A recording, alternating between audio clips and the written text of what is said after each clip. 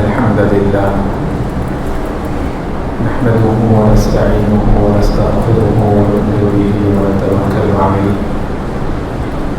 ونعوذ بالله من شرور أنفسنا ومن سيئات أعمالنا من يهده الله فلا مضل له ومن يضلل فلا هادي له وأشهد أن لا إله إلا الله وحده لا شريك له وأشهد أن محمدا عبده ورسوله أما بعد فإن خير الحديث كتاب الله وخير الهدي هدي محمد وشر الأمور محدثاتها وكل محدثة بدعة وكل بدعة ضلالة وكل ضلالة في النار. فأعوذ بالله السميع العليم من الشيطان الرجيم. بسم الله الرحمن الرحيم. قاف والقرآن المجيد بل عجبوا أن جاءهم منذر منهم فقال الكافرون هذا شيء عجيب أإذا متنا وكنا ترابا ذلك رجع بعيد قد علمنا ما تنقص الأرض منهم وعندنا كتاب حفيظ بل كذبوا بالحق لما جاءهم فهم في أمر مريج. ہر قسم کی حمد و ثنا، تعریف و توصیف، بزرگی و کبریائی، عظمت و شوکت، غلبہ اور دبدبہ اللہ رب الجلال کے لیے لائق و سزاوار ہے. درود و سلام ہو رسول اللہ صلی اللہ علیہ وسلم پر، جن کی زندگی اس امت کی ہدایت کے لیے صرف ہوئی. اللہم صلی علی محمد وعلی آل محمد وبارک وسلم. ہم اللہ تعالیٰ کی حمد و ثنا بیان کرتے ہیں، اسی پر ہمارا ایمان و یقین ہے.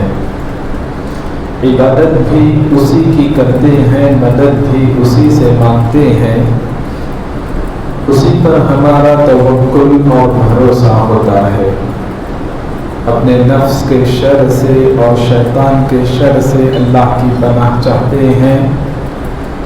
جسے اللہ تبارک و تعالی ہدایت دے دے اسے کوئی گمراہ نہیں کر سکتا، اور جسے وہ گمراہ کر دے اسے کوئی ہدایت نہیں دے سکتا. سب سے بہترین بات اللہ کی بات کلام اللہ قرآن مجید ہے، اور سب سے بہترین طریقہ رسول اللہ صلی اللہ علیہ وسلم کی سنت ہے. سب سے بدترین کام دین مکمل ہونے کے بعد دین میں نیا کام ہے، اور دین میں ہر نیا کام بدعت ہے، اور ہر بدعت گمراہی ہے، اور ہر گمراہی جہنم کی آگ میں لے جانے والی ہے. اللہ تعالیٰ نے اس دنیا میں انسانیت کے ساتھ بہت سارے رشتے ناطے جوڑ کر رکھے ہیں. کچھ ایسے رشتے ناطے ہیں جو حسب نسب سے اور خون سے بنتے ہیں، جنہیں نسبی رشتے کہا جاتا ہے، اور کچھ ایسے رشتے ہیں جو سبب سے اور نکاح سے بنتے ہیں. کچھ ایسے رشتے ہیں جو اڑوس پڑوس کے کہلاتے ہیں، اور کچھ کاروباری رشتے رہتے ہیں، تعلقات اور مراسم رہتے ہیں. مختلف طرح کے رشتوں کو انسان دنیا میں نبھاتا ہے، یہ انسان کی ضرورت ہے. ان تمام رشتوں ناطوں میں اللہ تعالیٰ نے ایک اہم رشتہ رکھا جو ایمانی رشتہ کہلاتا ہے، ایمانی اخوت.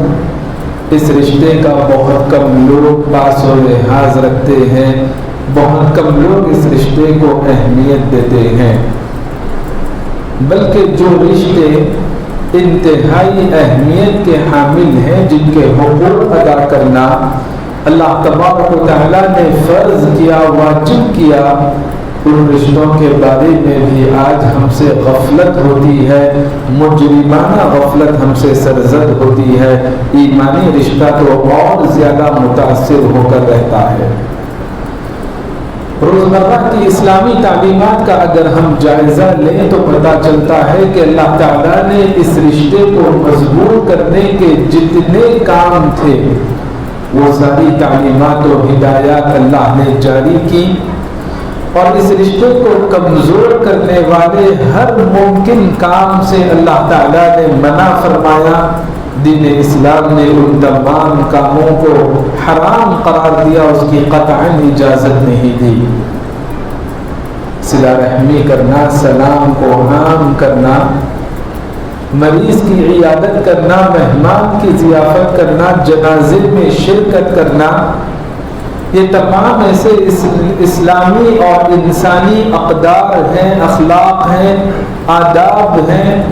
جو ایمانی رشتے کو فروغ دیتے ہیں، ایمانی رشتے کو تقویت پہنچاتے ہیں، ایمانی رشتے کو مضبوط اور مستحکم کرتے ہیں۔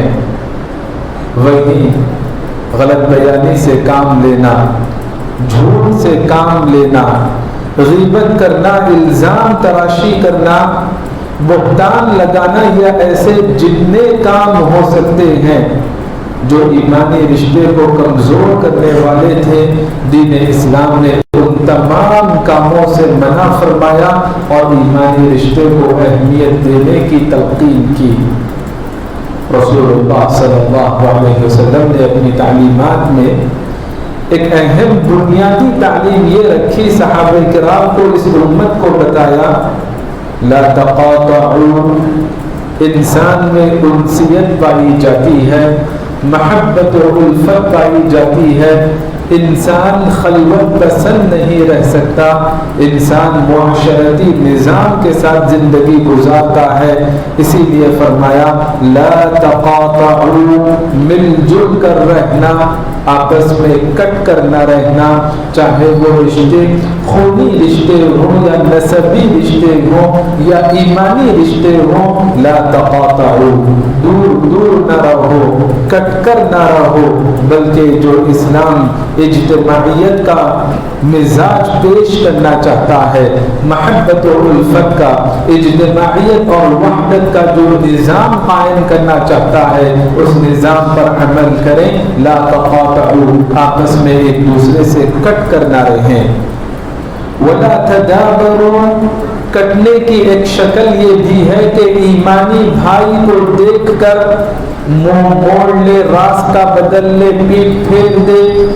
بلکہ خندہ پیشانی سے مسکرا کر ملنا۔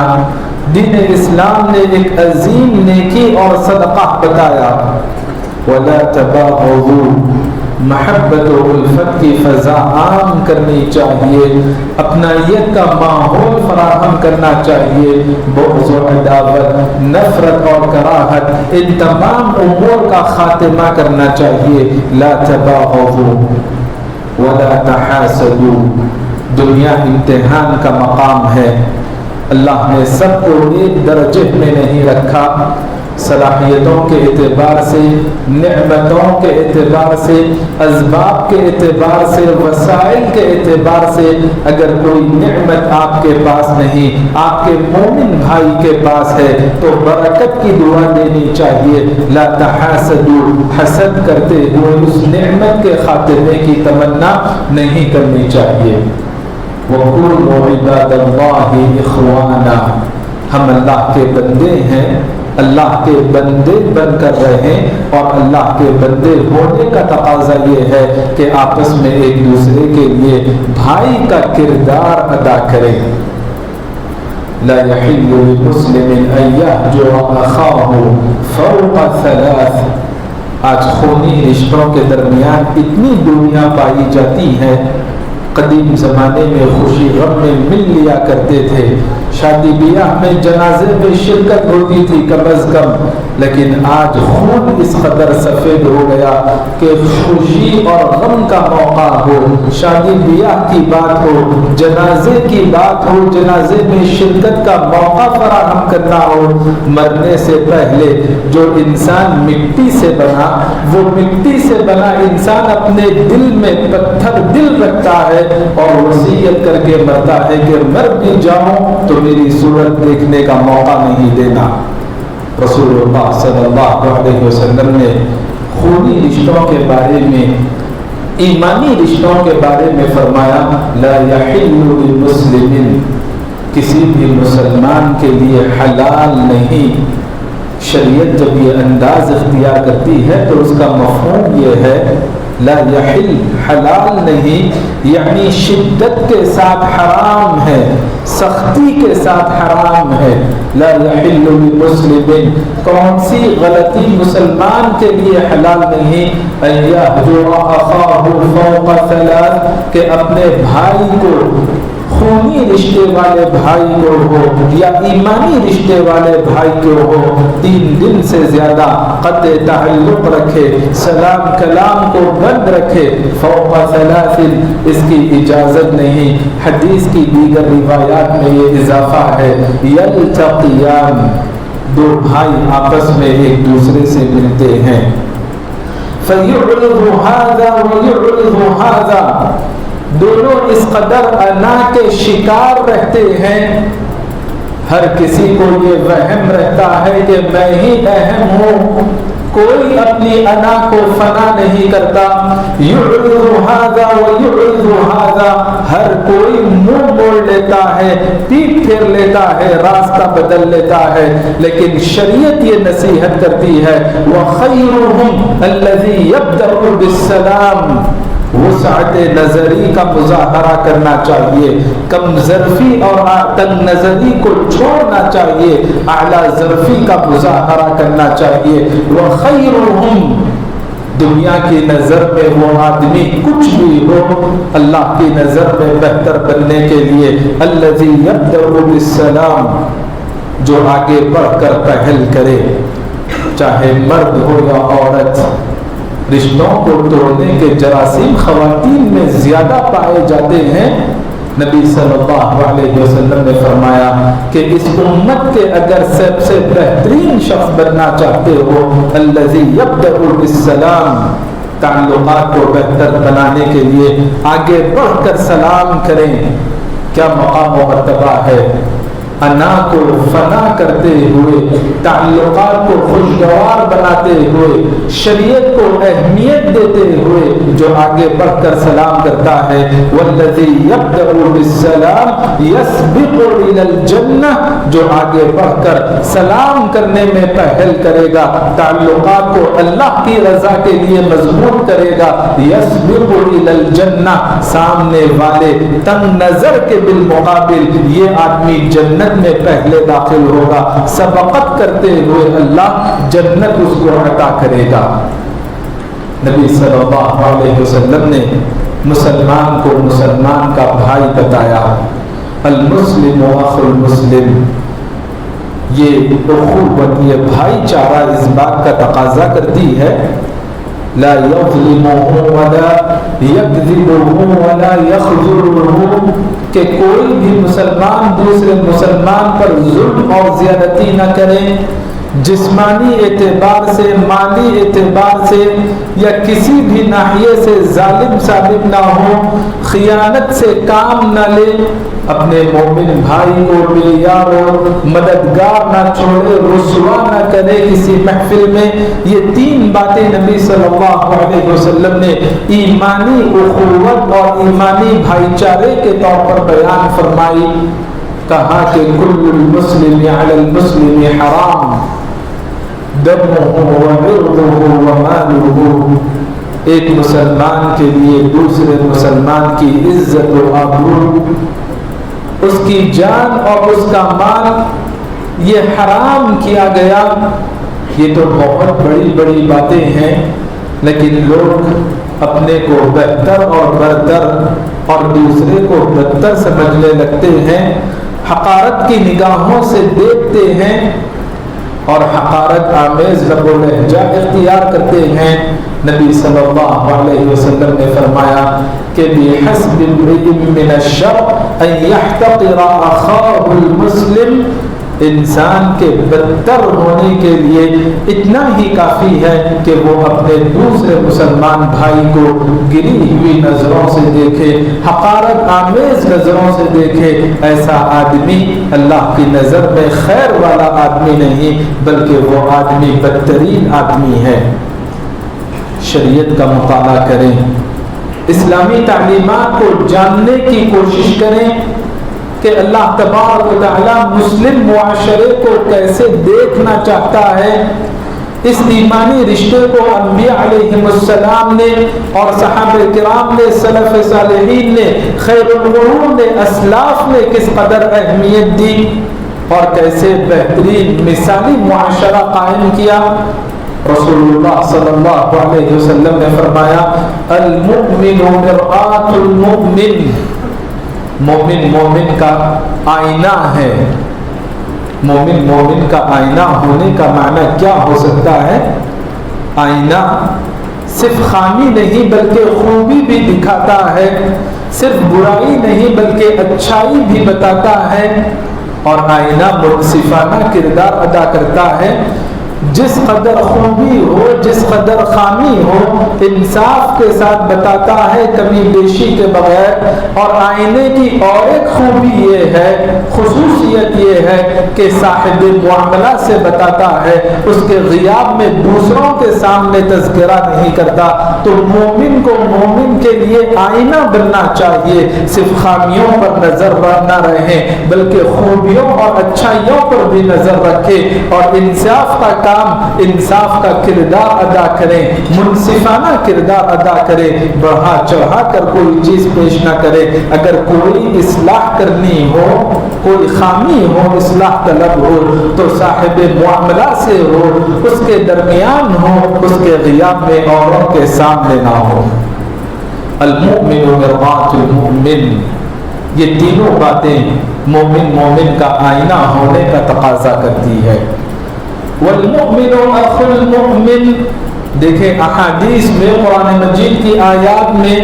کتنی دفعے ایک ہی لفظ کو دہرایا گیا کہ مسلمان اور مومن ایک دوسرے کے بھائی ہیں۔ جس قدر شریعت نے زور دیا، ایمانی رشتے کو سمجھایا، اسی قدر ہم نے مجرمانہ غفلت برتی، اس رشتے کو ہم نے پاس و لحاظ نہیں دیا۔ مومن مومن کا بھائی ہے، یکف علیہ ضیعتہ ویحوبہ من ورائہ، بھائی ہونے کا مطلب یہ ہے کہ اس کے غیاب میں اس کی چیزوں کی حفاظت کرے، اس کے غیاب میں اس کی جانب سے دفاع کرے، یہ ایمانی اخوت تقاضا کرتی ہے۔ نبی صلی اللہ علیہ وسلم نے مزید مثالیں بیان فرمائی، مثل المؤمنین فی توادہم وتراحمہم وتعاطفہم کمثل الجسد الواحد، اہل ایمان آپس میں ایک دوسرے کے لیے رحم دل رہیں، ایک دوسرے کے لیے مشفق اور مہربان رہیں، ایک دوسرے کے ساتھ محبت و الفت کا معاملہ کریں۔ ان تمام تعلیمات میں اہل ایمان کی مثال ایک جسم کے مانند ہے۔ اذا اشتكى منه عضو تداعى له سائر الجسد بالسهر والحمى، اگر جسم کے کسی حصے میں تکلیف ہو تو اس کی حرارت سارے جسم میں محسوس کی جاتی ہے۔ اگر کوئی مومن تکلیف کی حالت میں ہو تو ساری امت پر اس کی تکلیف کا احساس ہونا چاہیے، بیدار ہو جانا چاہیے، بے قرار ہونا چاہیے۔ یہ ایمانی اخوت کا تقاضا ہے، ایمانی اخوت کا فریضہ ہے، اور ایمانی اخوت ہم سے ان امور کا مطالبہ کرتی ہے۔ ان المؤمن للمؤمن کالبنیان یشد بعضه بعضا، ایک مومن دوسرے مومن کے لیے بنیاد کی حیثیت ہے، دیوار کی حیثیت رکھتا ہے۔ ایک مومن دوسرے مومن کے لیے جیسے ایک اینٹ کو دوسری اینٹ سے مضبوطی ملتی ہے، سہارا ملتا ہے، طاقت ملتی ہے، یشد بعضہ بعضا، وہی مضبوطی، وہی طاقت، وہی سہارا اور آسرا ایک مومن کو دوسرے مومن سے ملنا چاہیے۔ اللہ تعالیٰ نے ان اہل ایمان کی تعریف بیان کی جو اسلام کی سربلندی کے لیے اللہ کے حضور جان کا نذرانہ پیش کرتے ہیں، اور اس وقت ان کی جو ایمانی کیفیت ہوتی ہے، اتحاد و اتفاق کی کیفیت ہوتی ہے، اللہ نے فرمایا بنیان مرصوص، سیسا پگھلائی ہوئی دیوار کے مانند اہل ایمان مضبوط ہو جاتے ہیں۔ اللہ تبارک و تعالیٰ نے فرمایا انما المؤمنون اخوہ، اہل ایمان آپس میں ایک دوسرے کے لیے بھائی ہیں۔ انما المؤمنون اخوہ فاصلحوا بین اخویکم، خونی رشتوں کے درمیان بھی دراڑیں آ سکتی ہیں، دوریاں آ سکتی ہیں، شیطان کام کر سکتا ہے، ایمانی رشتے میں بدرج اولا شیطان کام کرے گا۔ لہذا جب کبھی ایسی ناخوشگوار بات پیش آ جائے فَأَصْلِحُوا بَيْنَ أَخَوَيْكُمْ، بھائی کی نظر سے دیکھیں، بھائی کا کردار ادا کریں اور ہر ممکن اصلاح کی کوشش کریں۔ وَاتَّقُوا اللَّهَ، اللہ نے کہا کہ اصلاح کرنے میں، مشفقانہ انداز سے اصلاح کرنے میں اللہ سے ڈرتے رہیں۔ اگر ہم چاہتے ہیں کہ رب رحمان و رحیم اور ارحم الراحمین کی رحمتوں کے مستحق بنے، لعلکم ترحمون، تو اللہ سے ڈرتے ہوئے ایمانی رشتوں کا پاس و لحاظ رکھنا چاہیے۔ جو بھی اختلافات ہوتے ہیں، نزاعات پیدا ہوتے ہیں، غلط فہمیاں ہوتی ہیں، کشیدگیاں پائی جاتی ہیں، دوریاں پائی جاتی ہیں، ان تمام کو فوراً دور کریں اور اللہ تبارک و تعالیٰ سے ڈرتے ہوئے اس فریضے کو انجام دے۔ اللہ تبارک و تعالیٰ نے مزید فرمایا والمؤمنون والمؤمنات بعضهم اولیاء بعض، اہل ایمان چاہے مرد ہو یا عورتیں آپس میں ایک دوسرے کے لیے جہاں بھائی کا کبھی کردار ادا کرتے ہیں، انما المؤمنون اخوہ، وہی جگری دوست کا بھی کردار ادا کرتے ہیں، اولیاء بعضهم اولیاء بعض۔ اور یہ تعلیم اس بات کا تقاضا کرتی ہے، یہ رشتہ ہمیں اس بات پر ابھارتا ہے یقیمون الصلاۃ ویؤتون الزکاۃ، اللہ کے حقوق ادا کریں، بندوں کے حقوق ادا کریں، بدنی عبادات انجام دیں، مالی عبادات انجام دیں، نماز قائم کریں، زکوٰۃ ادا کریں،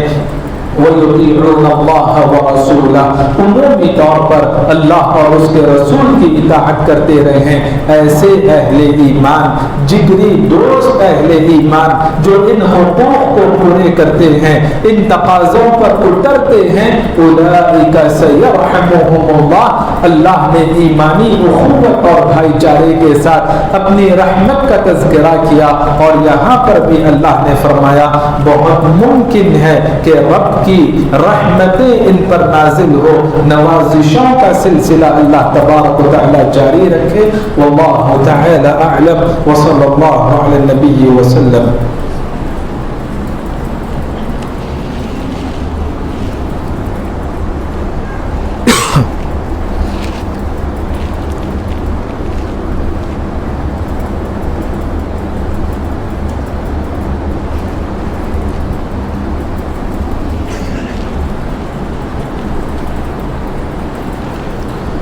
الحمد لله رب العالمين،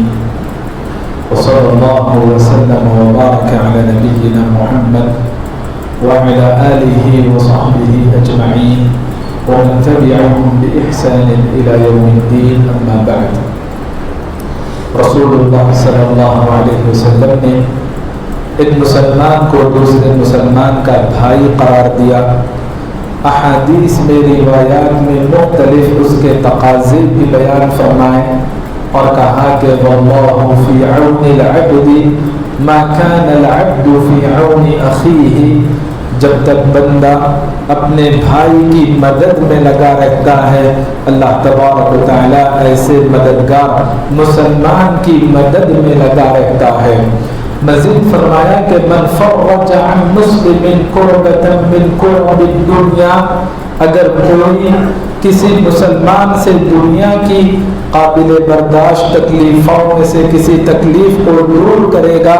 نفس اللہ عنہ کربۃ من کرب یوم القیامہ، اللہ تبارک و تعالی ایسے محسن بندے سے، ایسے معاون بندے سے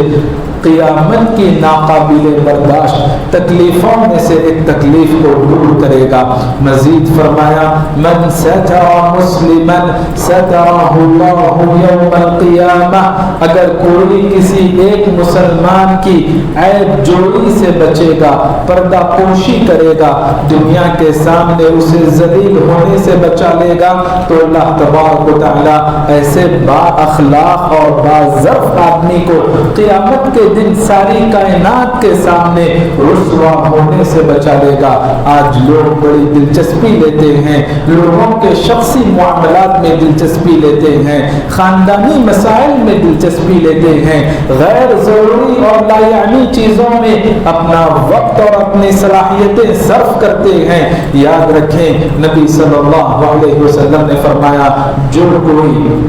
اپنے کسی مسلمان بھائی کے عیبوں کو ٹٹولنے لگے گا، اللہ تبارک و تعالیٰ اس کے عیبوں کو ٹٹولنے لگتا ہے، اور جب اللہ تبارک و تعالیٰ کسی کے عیبوں کو ٹٹولنے پر آمادہ ہو جائے، اللہ اس کو اس کے گھر میں رسوا کر دیتا ہے، جہاں پر اس کی عزت کی جانی چاہیے اللہ اسے فی جوفی بیتی اس کے اپنے گھر میں ذلیل کر دیتا ہے۔ ایک مومن کا مقام و مرتبہ جانے، صحابہ کرام ابن عمر رضی اللہ عنہما کعبۃ اللہ کو دیکھتے ہیں اور دیکھ کر کہتے ہیں ما اعظمک و اعظم حرمتک، اے کعبہ تو کس قدر عظیم ترین ہے، تیرا احترام کس قدر ہے ہمارے دلوں میں، والمؤمن اعظم حرمت عند اللہ من، لیکن ایک مومن کی حرمت کعبۃ اللہ کی عظمت سے کئی گنا زیادہ بڑھ کر ہے۔ آج کون سا مومن گوارا کرے گا کہ نعوذ باللہ اللہ کا گھر کعبۃ اللہ ڈھا دیا جائے، اس کی بے حرمتی کی جائے؟ کسی کا ایمان اس بات کی اجازت نہیں دیتا۔ وہی یہ سوچنا چاہیے کہ ایک مومن کی حرمت جس کعبے سے بڑھ کر ہے، ہم کیسے اس کی عزت و آبرو کو اچھالتے ہیں، جبکہ اسلام یہ تعلیم دیتا ہے کہ بالمشافہہ بھی معاملہ ہو، خیر خواہی کا معاملہ ہونا چاہیے، اس کے غیاب میں اللہ سے دعائیں کرنی چاہیے، فرشتہ آپ کے حق میں دعائیں کرے گا۔ جب آپ کسی کے غیاب میں دعائیں کرتے رہتے ہیں، جب آپ اللہ کی خاطر محبت کرو گے، اللہ تبارک و تعالی آپ سے محبت کرنے لگے گا۔ یہ ایمانی رشتے کو اہمیت دینا کوئی عام موضوع نہیں، یقین جانے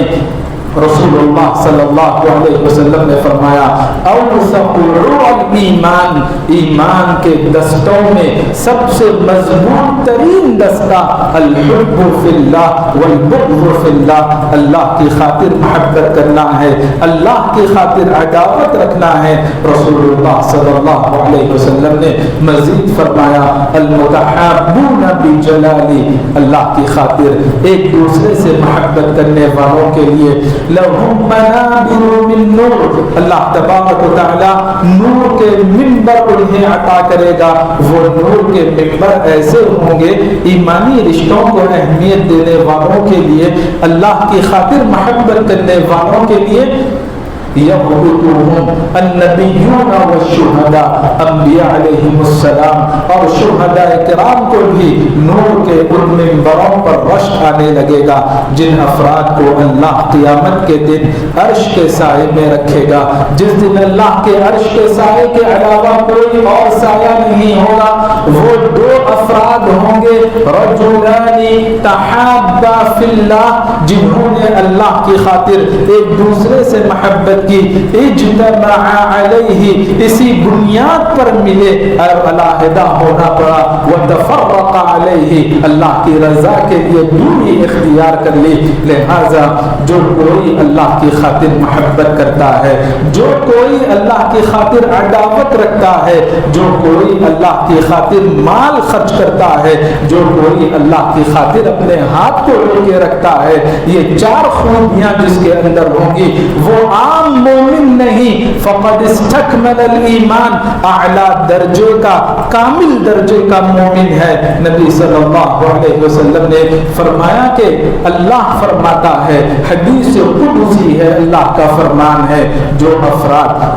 اللہ کی خاطر ایک دوسرے سے محبت کرتے ہیں، اللہ کی خاطر آپس میں ایک دوسرے کے ساتھ مل جل کر بیٹھتے ہیں۔